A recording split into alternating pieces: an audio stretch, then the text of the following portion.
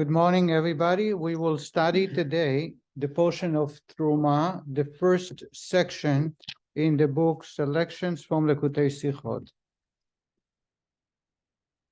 The Rabbi begins. Commenting on the opening verse of this week's Torah reading, our sages state, 3 types of offerings to Terumot are mentioned in this passage.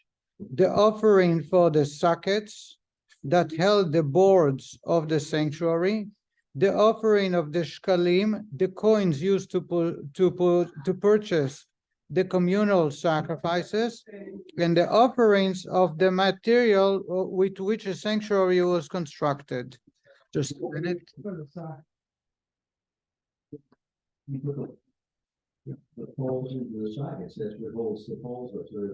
The Torah teaches us in this week's portion, there were 3 contributions Moshe was required to solicit from the Jewish people.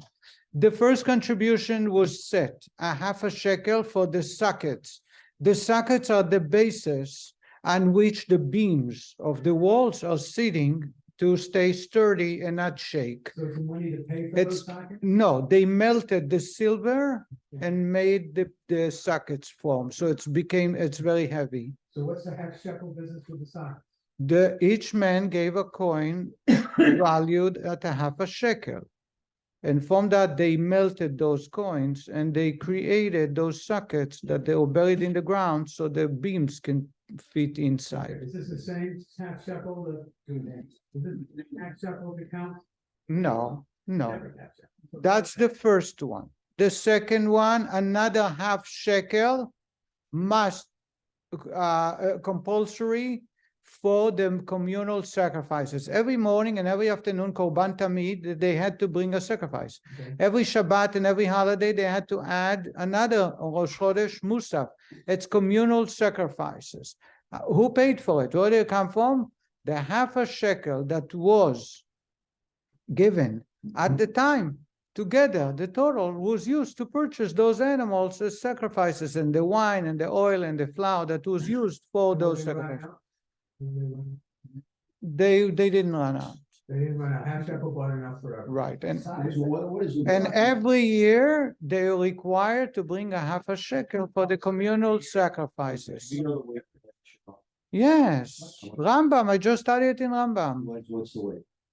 What's the time? It's valued today, I just heard, it's valued today at around 22 shekels, which is about $8-9. It's about, I believe, it's 20 grams of silver. 20 grams? 20 grams. Just a minute, you want to know the details? No, Okay. I can show it to you. By the way, the sockets, the pictures of sockets, I can show you in a Chumash I study. We see, because it's today, this week's portion. What's the shape of the socket? You don't never seen a Shiva socket?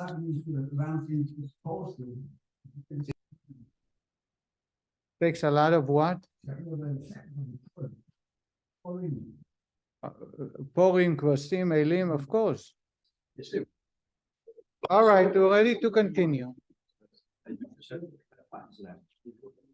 then they took the silver, turned it into shekels, and they turned the shekels back into, or they did, no, I knew they took the well. What? But they didn't really, I mean, basically, all a shekel was a 20 gram piece. 20. So here is the sockets that are made of the silver, these. And they had an opening inside, and this is the beam, the bottom of the beam. Those 2 prongs would go into the sockets. You call socket in Hebrew Adanim, Eden. And I'm not going to go into the detail why, but so we have 3. Let's go back to our discussion. First was compulsory half a shekel for the sockets. Second was half a shekel compulsory. No one can give more or less. Is for public offerings that was coming on behalf. The third is for the building of the Mishkan, and it's wide open for anyone to give or not give as much as they want. There is no minimum. Today we do, to remember the half shekel for the sacrifices, public offerings, we still do it on Purim. And we don't have, I wish we have the time to discuss it, but let's go. As is well known, there is a difference between the offerings of the shkalim and the offerings given for the sockets and the sanctuary as a whole. The commandment to donate the shkalim, the shekels, to purchase the communal sacrifices was incumbent on the Jewish people at the time and also served as a positive command for future generations, that every male of the children of Israel give a half a shekel every year for the communal sacrifices. During the time of the Beit HaMikdash, moreover, even in the present era, when the Beit HaMikdash is not standing, it is a universal custom among the Jewish people to read the passage mentioning the donation of the shkalim in synagogue on the Shabbat before Rosh Chodesh Adar as a remembrance of the Beit HaMikdash. So last week we added an extra reading, it's called shkalim, to remind every Jew it's time to give a half a shekel. Even though today it's not obligatory because you don't have communal offerings, it is a mitzvah anytime there is a temple and there are offerings, everyone to contribute a half a shekel. That's why we read Shabbat Shkalim before the month of Adar, because it's the last month to make up for what you didn't do for the year.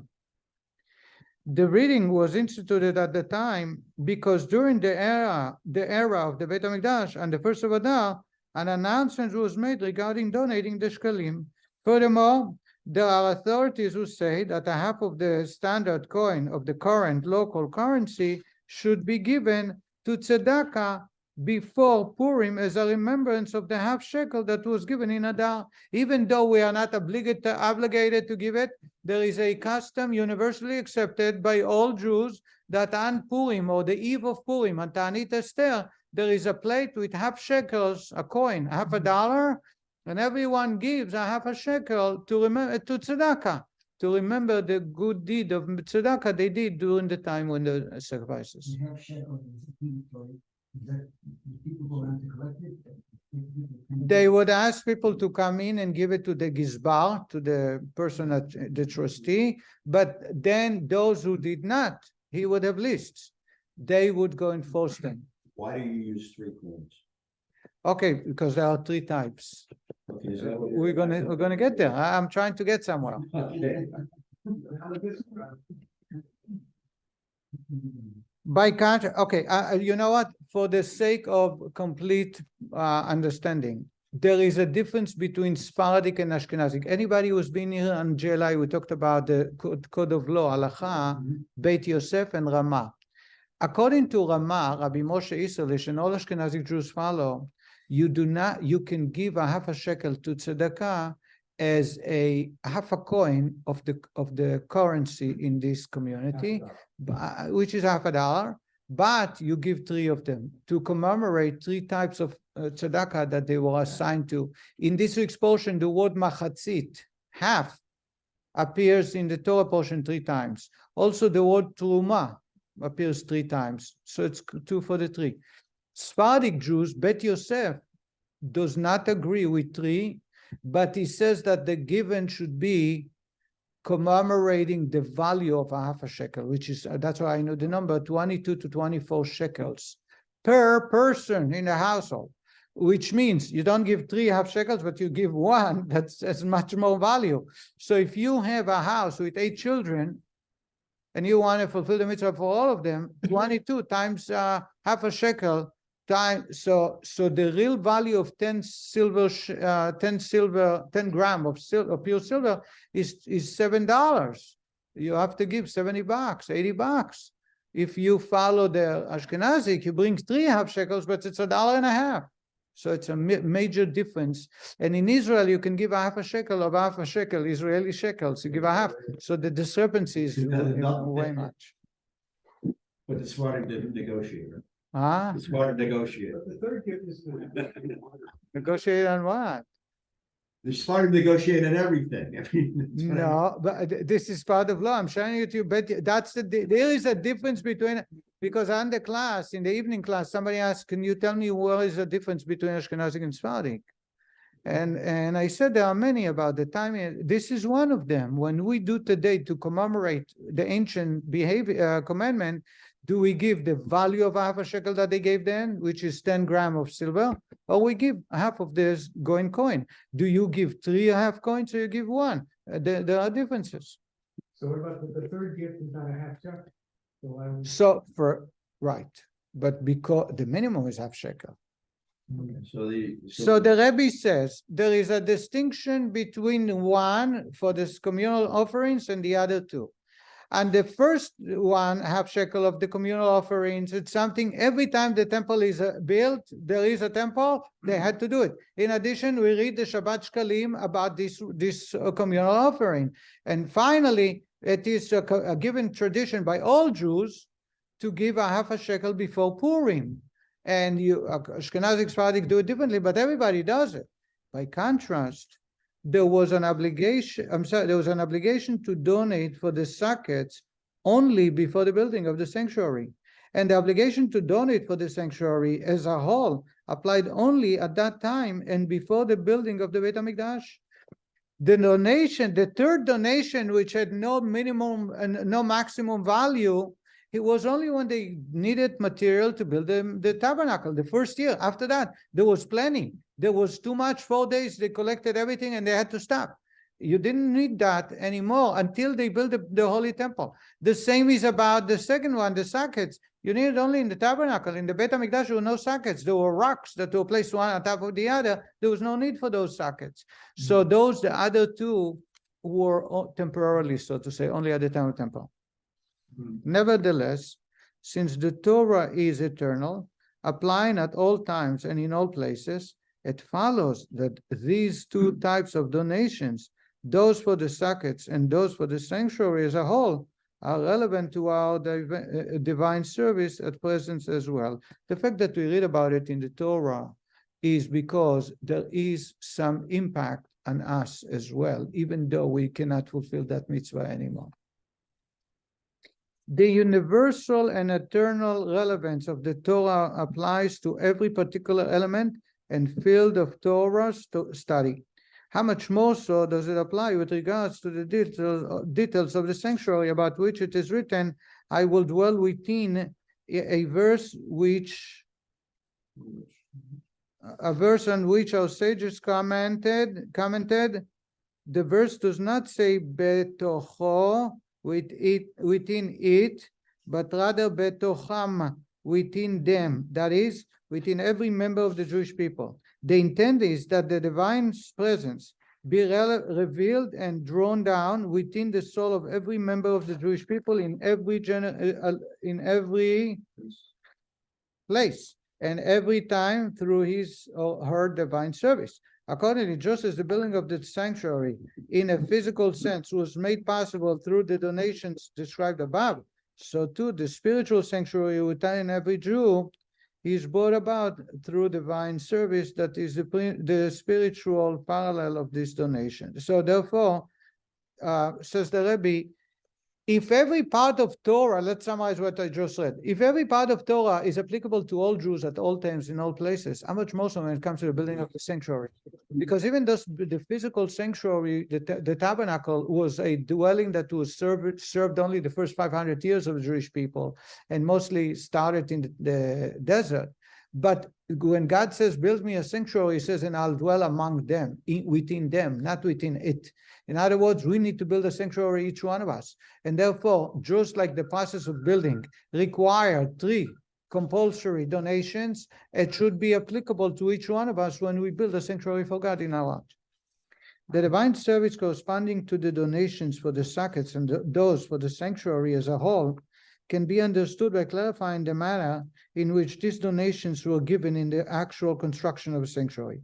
Once you understand the way they did it in the temple, in the physical building of the physical sanctuary, you can apply it to our day-to-day life, building a sanctuary in our heart. All those commanded participated in the donations for the sockets by giving a uniform amount, half a shekel. By contrast, every Jew donated to the construction of the sanctuary as a whole according to the generosity of his heart. given as much as he or she desired, as related in Parashat Vayakhel. Later on, we're going to read that the leaders gave the precious stones. If each one gave, women was able to weave the wool on top of the goats. So there was different types of contribution. When it comes to these sockets, it's universally half a shekel, no more, no less. Everybody must do. When it comes to the material for building, you need olive oil, you need skin or goat skin, you need dye, you need silver, gold, and copper. All that, everybody had an opportunity to do as much as he wants. The parallel in our divine service can be explained as follows. Now let's see how it applies to our day-to-day life. The donation for the sockets corresponds to the bitul and kabbalat all, accepting God's yoke, the acceptance of God's yoke that stem from the essence of the soul. All Jews are equal with regards to these obligations. So says the Rabbi, bitul is self-nullification. Kabbalat all is accepting God's yoke. Okay? So all is another name for the device you put over a ball or a mule when you are going yoke, accepting God's yoke. So this is the gateway in which you can build your service of God, just like the sockets. What are the sockets? The sockets are the foundation. You don't see them even. They're buried in the ground. You put on top of them the wood that will stay solid. When you want to serve God, love God, fulfill the mitzvah, eating matzah and Pesach, it needs to be with the introduction, like clearing the ground. You need to create a foundation. What's the foundation? Kabbalat ol, bitul. And that's universal to all Jews. And therefore, everybody had to give the same way. There is no more or less. Yes? Chabad or is accepting the yoke, bitul is what? Self-nullification. Self-nullification. To nullify yourself before God. When God says, don't smoke on Shabbat, you say, even though I have a strong desire, but that's God's way of serving him, and I'll do it. Says the Rabbi, the donations for the construction of the sanctuary as a whole correspond to a person's divine service within his individual intellectual and emotional faculties. In other words, the Rabbi says the second contribution for the actual material of the building, now you have a freedom to give as much as you want or as little as you want, because now each individual serves God differently. In the exercise of these faculties, there is a wide range of variation depending on each person's spiritual standing. Each person's generosity of heart, the refinement of his character traits through his labor with his mind and heart differs from that of another. So when you go to serve God, there is a foundation that must be having, and that is bitul, self-nullification. That's the sockets. And in that way, everybody had to give the same, because in that way, everybody is equal. But when it comes to the rest of the day serving God, building a sanctuary, someone studies all day, someone studies half an hour, someone studies 10 minutes. Someone is not busy, cannot study, but he gives tzedakah. Someone is inspiring others or helping somebody visiting the sick. In that way, everybody according to their ability and their means. On this basis, it can be understood why the donation given uniformly by every Jew, the half shekel, was specifically used for the sockets, while the curtains and implements of the sanctuary was made from the donation dependent on every person's individual generosity. Building the holy ark, the menorah, the table, the altar, all that, the people, there is no equal giving. Everybody gives what they want. Somebody gave rocks, big rocks. Another one gave a little silver. Another one gave copper. Someone gave skin or goat skins. Each one gave what they felt, or the wood. The sockets were the lowest element of the sanctuary, yet simultaneously served as a foundation for it in its entirety. They were the base upon which the boards and the remainder of the sanctuary stood. By the way, that explains one peculiar issue, and that is, how come the sockets were singled out for a separate donation? The gold was melted, the silver was melted. They used forks, to pick up pieces. They use pitchforks. They used vases. They used buckets. There was a basin. The basin was made from mirrors that the women gave. The altar was made from rocks. The menorah made out of a big, large nugget of gold. They needed to purchase that gold. Not one person donated it. So everybody gave to many parts of the temple, and in that there were no restrictions. Everybody can give what they want. When it comes to the socket, no, you cannot use the contributions. Everybody's half a shekel has to be melted and create these sockets. Says the Rabbi, because it applies not just then, but to us as well. We are required to build a sanctuary for God. You need to know that the sockets is something that is equal to all. A rabbi, a man who never studied Hebrew, they all must, in order for them to enter us, to create a sanctuary for God, to make sure God is invited, the first thing they need is bitul, self-nullification, and in that way everybody is equal. That's why they couldn't take other contributions and make the sockets. The rest of the furniture, the table, the menorah, the basin, the altar, the holy ark, everybody gives what they want. Some people will give a lot, some people medium, some people less, because it all depends on your personality. Someone who was raised with the tradition, it's easy for him to keep kosher, so it's not a big fight for him, so he serves God with prayer. Another person is with keeping kosher. A third one is helping another. I hope I made myself clear. But every member of Am Yisrael should contribute to this because it's the foundation. Right. The parallel to the sockets in a person's divine. Huh? Only the men, only over 20. But soon we'll talk about the second, because men need that. Women have it by nature, naturally. The parallel to the sockets in the person's divine service is Kabbalat all, accepting God's yoke. True, in a revealed matter, godly light is not felt in the service of Kabbalat all. Kabbalat all is just nullifying yourself. You don't feel that you're connecting to God to the same degree as it is felt through the inner service of the mind and the heart, when you are connecting, studying God's Torah, enjoy God's presence and love God and express your love. Bitul is the opposite, is devoid of your feelings and your understanding. However, it is the foundation and the starting point of for all divine services. Therefore, all those who donate gave the same amount for the sockets. The implication is that there is no difference between one Jew and another with regards to the fundamental and all-inclusive service of Kabbalat Ol and Bitul, rooted in the essence of the soul. When looking at the essence of the soul, all Jews are all identical and we all share one Father. By contrast, the parallel, by the way, is dealing with the two contribution, not the first one about public offerings, which he will talk about, the Rabbi will talk about it soon.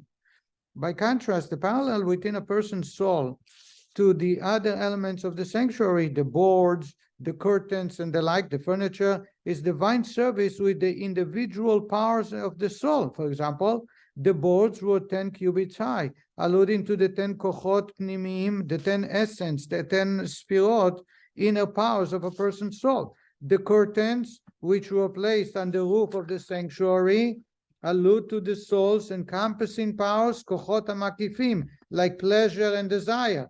Since one person's powers of will, thought, and feelings do not resemble those of another, it is understood that there will be a corresponding difference in the matter of and level of divine service manifested by each person as befitting the nature of his character. Accordingly, the nature of the donations made to the sanctuary varied from person to person. I hope it was clear.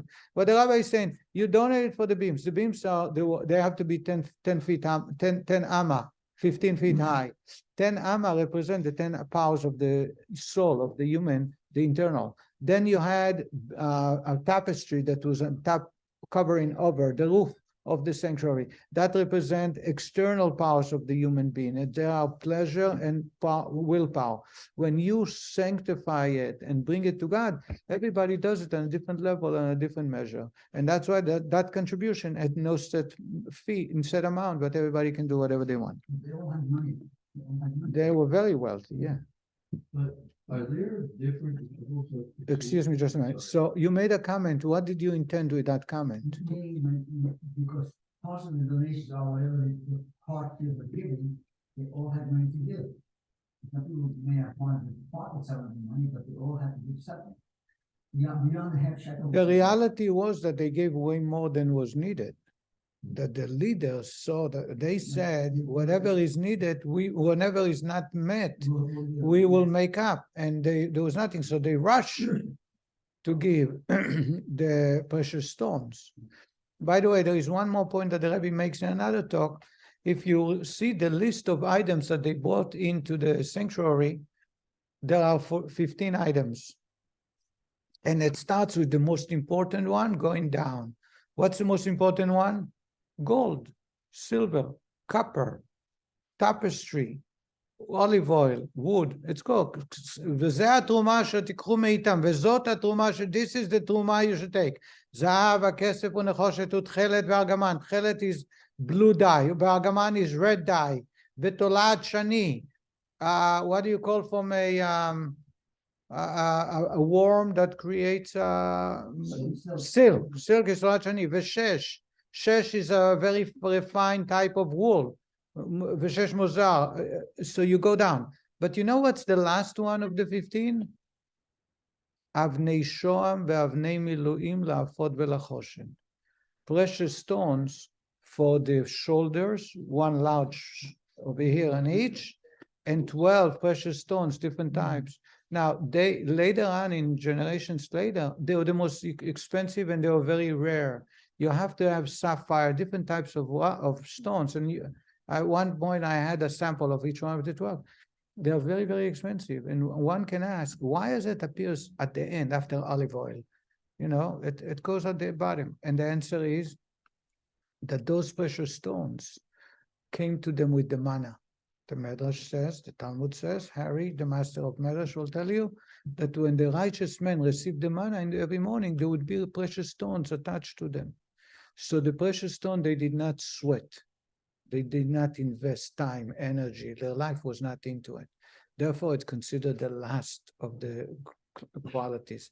Gold, silver, copper, it goes by the value, not just the commodity on Wall Street, but the value of energy and time and how precious it was for them, and giving it away is a great mitzvah. But when it comes to precious stones, it was a gift that was given to them for no anniversary, no birthday, no wedding. It's just that they found it with the food, and that's why it's listed the last one. That's the Rabbi's one. That's very cool. All the other things also keep them for They had to gather them. That's the labor. That's the labor. Even though the tool required the same archetype, even though the socket required the same amount of contribution from every Jew, when you look at it in terms of a human beings between that you have today, are there different grades of the That's tool? the greatness of this point, and you're right on target. There is no difference. For someone reaching that point is much harder, but the requirements or the demand is equally by all. Equally By all. So when you have a child who reaches bar mitzvah, until that point, we raise their ego. We really speak to the ego. You're great. You're the best in your class. You know, we gift them and we give them and we talk and we build their personality. From the age of bar mitzvah for a boy, girls a year earlier, we start speaking to their head that it's time for them to put their ego aside. Self-effacement. Now, it has to be done very gently because the personalities, especially today, people are much more fragile. Mhm. You may not be out in the field as much as I do, and I can tell you that if you act or try to raise the children from bar mitzvah in the way it was done 30 years ago, you're going to break them. Literally, they're going to give up on life. That's how fragile generations are, and it's not a rare occurrence. That's the majority. Hmm. Now, you have to continue building their personality, but at the same time, get rid of the ego. You're here for a purpose. When you help someone, it should make you very successful. That's what success is. Being together and taking obligations, thinking about others' needs, at the same time about your needs. And slowly you build the ego. The bitul required from a bar mitzvah boy and someone who is 70 years old that has been through so many hoops and so many circles of life that he got beaten up in so many levels is getting to that point is very, very different. It's polar opposites. However, we expect from the bar mitzvah boy who was just fresh out into this level, and someone who's 70 years old got beaten up by his wife, by his children, by his parents, by his in-laws, by his job, by his community, etc., the same way. And that is, God is what's my purpose in life. And if it's God's desire, that's where I should be. I'm speaking as an expert. I'm not an expert in that, and I'm not there. But definitely I know this is what God wants. So does that help you? Yes. So getting there varies from person to person, but the goal is reaching that God is my personality, is my ego. My ego is God. God's the new ego is equally by all. And by the way, once somebody reaches that level, they are able to enjoy life in an unusual way, because they're not bothered when people call their names or refuse to answer them. They are not bothered by the demands of a spouse or children. They're not bothered by plans did not work out, because it's all part of the master plan. And therefore, I'm here as a soldier and I'll make the best out of it.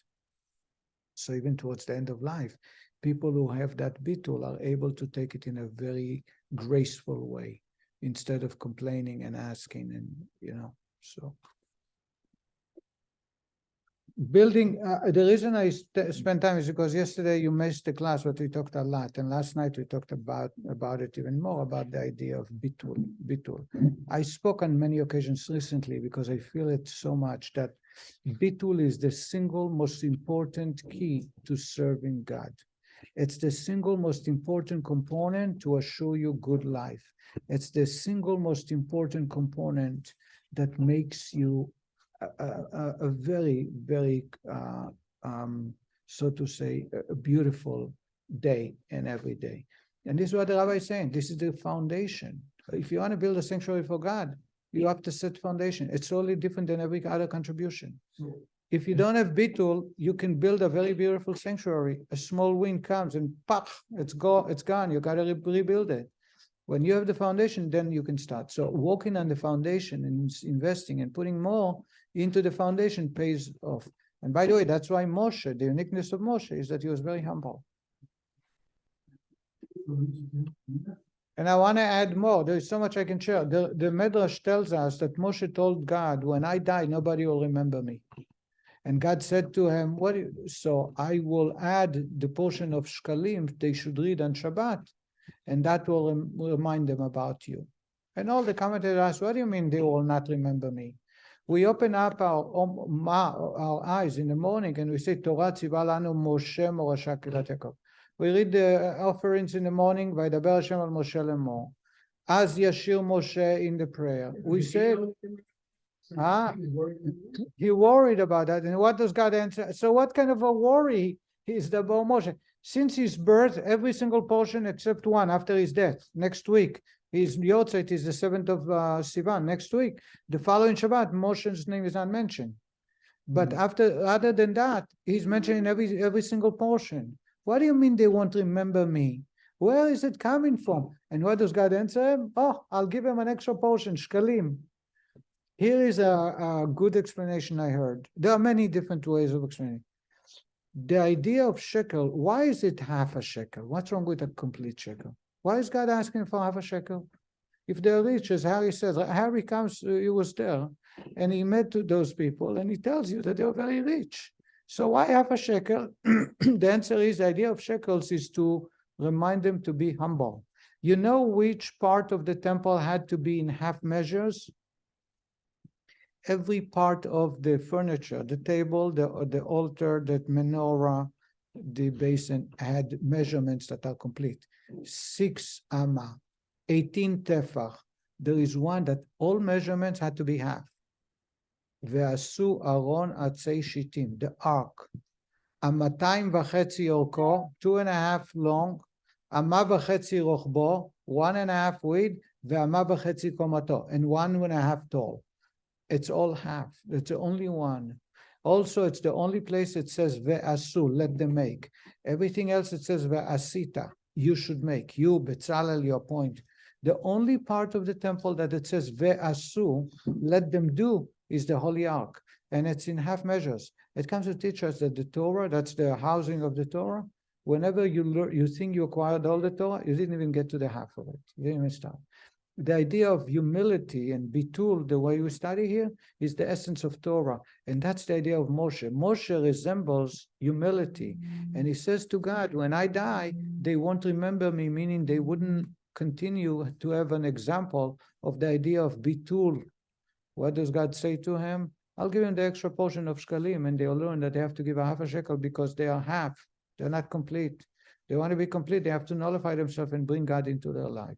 And there is many more details to it, but just in essence, the idea of half a shekel that we read every year, it's a gift to Moshe to remind us that bitul, self-nullification, there is nothing as powerful. That's the foundation of everything, building a sanctuary to God.